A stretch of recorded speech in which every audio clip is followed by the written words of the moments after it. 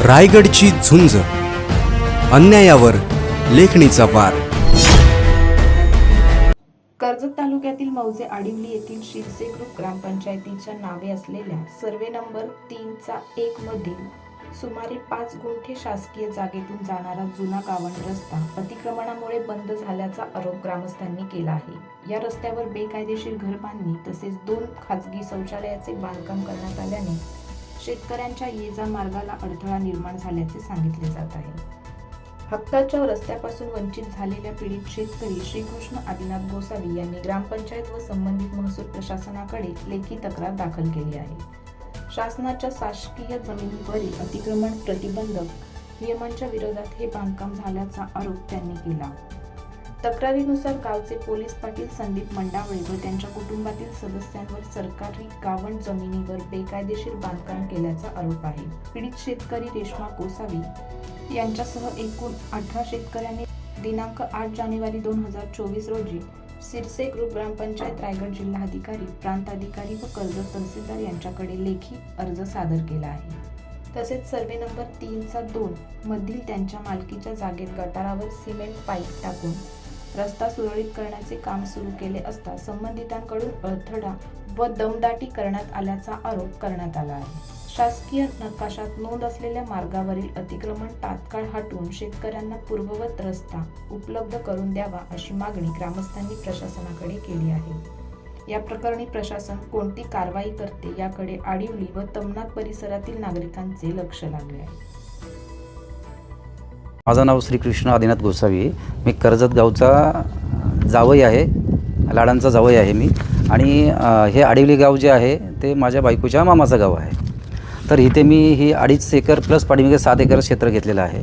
तर ह्या 2.5 एकर जागेमध्ये माझा एक वैयक्तिक प्रोजेक्ट आहे। तर त्या प्रोजेक्टसाठी जो गावातून येणारा तमनाथ गाव आणि आडिवली गाव ह्याच्या शिवमधून जो गव्हाणचा जो रस्ता आहे त्या रस्त्यातून माझी ही जागा त्याला लगत आहे। तर ह्या रस्त्याला लगत मंडावळे कुटुंबांचं घरं आहेत, ज्यामध्ये संदीप मंडावळे जे पोलीस पाटील आहेत, त्यांचे छोटे भाऊ अरुण मंडावळे, हे लोक मला इथं रस्ता माझा अडवत आहेत। त्यासाठी मी पोलीस स्टेशनला ही कंप्लेंट केलेली आहे। शिवाय यांनी दोन्ही गावांची गवंड ह्यावरती वैयक्तिक घरं बनवलेत। त्यामुळे दोन्ही गावांच्या गवंडला जो जाणारा म्हणजे जो शेतीला जाणारा जो रस्ता आहे तो अडलेला आहे। तरीसुद्धा त्याला मी वाद नको आहे म्हणून 2 वर्षापूर्वी ती गवंड माझ्या जागेतून 1.5 गुंठा जागा सोडून गवंडकडे सोडून माझं कंपाऊंड आतमध्ये घेतलं आहे आणि त्या गवंडवरनं मी ब्रिज टाकला आहे। त्यासाठी मी 20 लाख रुपये खर्च केला आहे, वैयक्तिक खर्च करून रस्ता तयार केला आहे माझ्या जागेसाठी। तर मला संदीप मंडावळे आणि त्यांचे कुटुंबातील लोक बोलले की तुमच्या जागेचे पाठीमागे आमची शेती आहे, तर तुम्ही तुमच्या शेतीतून आम्हाला रस्ता लिहून द्या खरेदीने। तर मी म्हटलं मी तुम्हाला खरेदीने रस्ता लिहून देणार नाही आहे। आणि हा प्रश्न रस्त्याचा फक्त तुमच्या एकट्याचा नाही आहे, तर पूर्ण गावाचा आहे, दोन्ही गावांचा आहे। तर आता मी रस्ता इकडे बनवला आहे तर तो फक्त आडिवली लोकांसाठी झाला, पण तमनाथवाल्यांचाही प्रश्न आहे। त्यांनी तहसीलदारांकडे 2 वर्षापूर्वी अर्ज केला आहे, मग त्यांना रस्ता करून देणार कोण? तर जी गवंड जे आहे तिकडनं गावातून जो रस्ता येतो आहे त्या बरोबर गवंडीवरती संदीप मंडावळ्याचे 2 भाऊ आणि त्यांची बहीण ह्या तिघांची घरं आहेत। तर ती घरं काढल्यानंतर तो रस्ता मोकळा होईल।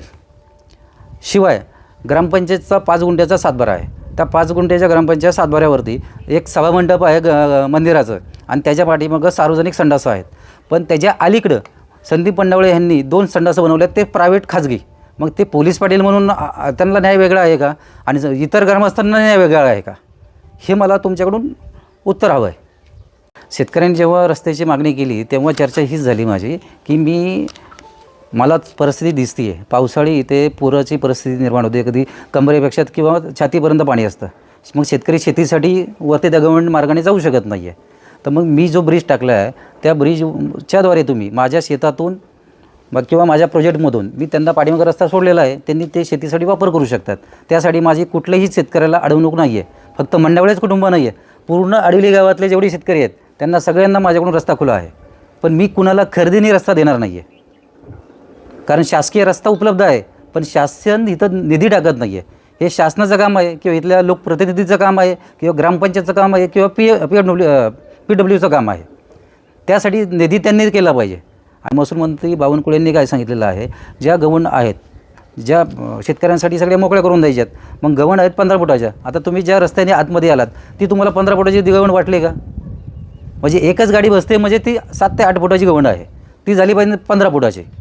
तर त्यासाठी तहसीलदारांकडे मी 2 वर्षापूर्वीच अर्ज केलेला आहे, पर्यंतकडे अर्ज केलेला आहे, कलेक्टरकडे अर्ज केलेला आहे, पण त्याच्यावरती 2 वर्षात काहीच कारवाई झालेली नाही आहे.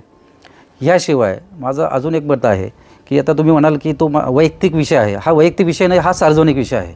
कारण पोलीस पाटील ह्याचं कर्तव्य काय आहेत हे सगळ्यात पहिलं महत्त्वाचं पाहणं गरजेचं आहे. कारण पोलीस पाटलाच्या घरातीलच लोक वाद निर्माण करतात. पोलीस पाटील कशासाठी नेमलेला आहे? गावातले भांडण तंटे त्यांनी मिटवण्यासाठी. पण पोलीस पाटील मस्को कंपनीत कामाला जातात, 15 वर्षापासून परमनंट आहेत. शासनाचा फंड निधी पण घेत आहेत, ते 15,000 रुपये त्यांना शासनाचा पगार घेत आहेत आणि मस्को कंपनीमधून परमनंट जॉबचा पगारही घेत आहेत. मी 3 दिवस झाला आज इथं ह्या वादासाठी इथे आलो आहे आणि हे मस्त नोकरी करायला बसलं तिकडे, इथं उपलब्धच नसतात. जो व्यक्ती इथं 24 तास उपलब्ध आहे, लोकांची भांडण मिटवेल, अशा लोकांना पोलीस पाटील दिली पाहिजे. त्यासाठी मी प्रांताकडे माहिती अधिकारी टाकला होता 2 वर्षापूर्वी, त्याचंही काही उत्तर नाही आहे. त्या माहिती अधिकाऱ्याला ते उत्तर देतात की ही वैयक्तिक विषय हे आम्ही देऊ शकत नाही. वैयक्तिक काय विषय? शासनाचाच नोकर आहे ना तो. पोलीस पाटील कोण आहे? शासनाचा नोकर आहे तो. वैयक्तिक एखादा खाजगी कंपनीला नोकर नाही आहे ना. जर सार्वजनिक निधीतून त्याला जर पैसे जात आहेत तर त्याचं उत्तर दिलं पाहिजे शासनाने आपल्याला. शाश्वती मी इथे स्वतःच राहतो आहे ना, आणि मी बाहेरचा इन्व्हेस्टर नाही आहे. मी सांगितलं आधी की मी या गावचा जावायचं आहे, तेव्हा मी अडवणूक कुणाची करणारच नाही ना. ज्या दिवशी मी अडवणूक करेल किंवा इथं गेट लावेल तेव्हा त्यावेळेस तुम्ही माझा व्हिडिओ शूटिंग करा, तहसीलदारांना द्या. माझं त्यासाठी काही अडवणूकच नाही आहे ना. आणि शिवाय शासकीय रस्ता तुम्हाला उपलब्ध आहे ना. मी जर नाहीच म्हणलो मी देणारच नाही चला, तर काय करू शकणार आहे? कारण तो प्रश्न माझा नाही आहे, हा प्रश्न ग्रामपंचायतचा आहे, तहसीलदारांचा आहे किंवा तो इथल्या लोकप्रतिनिधीचा आहे. त्यांनी तो रस्ता, जो शासकीय रस्ता उपलब्ध आहे, फक्त तो बांधून द्यायचा आहे, तिथं निधी टाकायचा आहे. मग ह्यांची एकट्याचीच जागा आहे माझ्या पाठीमागे, बाकी ग्रामस्थांचा काय? माझा प्रश्न तो आहे. तमनातवाल्यांनी कोणाकडे नाही मागायचा, त्यांचीही भरपूर शेती आहे. आता मी इथं 20 लाख रुपये खर्च करून ब्रिज तयार केला, मग त्यांना कोणी ब्रिज टाकून देणार? ते तुम्ही बघा ना, तहसीलदारांना विचारा, त्यांना निधी कोण टाकून देणार? हा फक्त मंडावळे फॅमिलींचा प्रश्न नाही आहे. आणि मंडावळे फॅमिली शेती करतात कुठे? आता हे राजू चौधरी आहेत, त्यांचे भाऊ दामू चौधरी आहेत, ह्यांची शेती ते म्हणजे दर पावसाळ्यात शेती करतात. ह्यांनी गेल्या वर्षी केली का शेती? नाही गेली. मग ह्यांना शेतीसाठी रस्ता का पाहिजे? हे जर शेतीच करत नाहीत मग ही अडवणूक का करतात माझी? हे वैयक्तिक काहीतरी दुश्मनी काढतायत किंवा त्यांना माझ्यापासून काहीतरी आर्थिक लाभ पाहिजे, ह्यासाठी ही ब्लॅकमेलिंग चालली आहे फक्त. मी काय म्हणतो, मी पूर्ण सरकारी गव्हर्न जे आहे त्या सरकारी गव्हर्नला 25% खर्च मी माझ्याकडनं देईल. 25% गावकऱ्यांनी करावा आणि 50% शासनाने करावं. माझी जमीन तर 7 एकरच आहे, पण ही अख्खी जो प्रश्न आहे 200 एकरचा आहे. मग 200 एकरच्या शेतकऱ्यांसाठी मी 25% निधी मी स्वतः द्यायला तयार आहे. 25% गावकऱ्यांनी करावा, त्यांच्या जमिनीची किमती वाढणार आहेत. 50% शासनाने करावा. आणि शिवाय एवढं करूनही मी ग्रामपंचायतला पाणीपट्टी देणार आहे, घरपट्टी देणार आहे. फुकट तर मला सेवा देणार नाही आहे, तरी मी स्वतः खर्च करतो आहे. माझी शेवटची मागणी एवढीच आहे याच्यामध्ये की गावामध्ये जे खुली गटारे आहेत ते गटारे मी खर्चाने त्यामध्ये चेंबर टाकून बुजतो आहे. म्हणजे आणि गटार ते गावाच्या बाहेर काढून देतो आहे, ज्याच्यामुळे आता पावसाळ्याला डेंग्यूसारखे आजार पडतील, अनेक रोगराई पसरत आहे.